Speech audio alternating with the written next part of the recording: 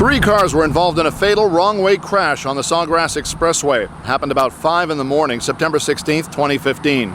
2 of 3 men involved in this accident were taken to Broward Health North Medical Center. The driver of this black Hyundai was pronounced dead at the hospital. The driver of a silver Toyota was in serious condition with non-life-threatening injuries. The driver of a silver Ford Taurus was uninjured.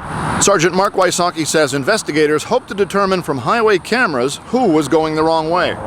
Well, that'll be part of the investigation to try to determine if they triggered one of the cameras that's on one of the exit ramps that have been installed by the Department of Transportation on the Sawgrass Expressway. But we'll be looking at that to see which car came on the wrong way and if it snapped the photo. The southbound stretch of the expressway was closed from Coral Ridge Drive to Sample Road during the investigation that lasted several hours. This is not the first fatal wrong-way crash on the Sawgrass Expressway or any other major roadway for that matter.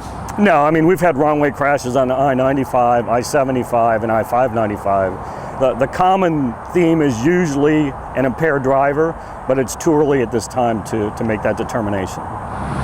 Wayne Roustan, SunSentinel.com.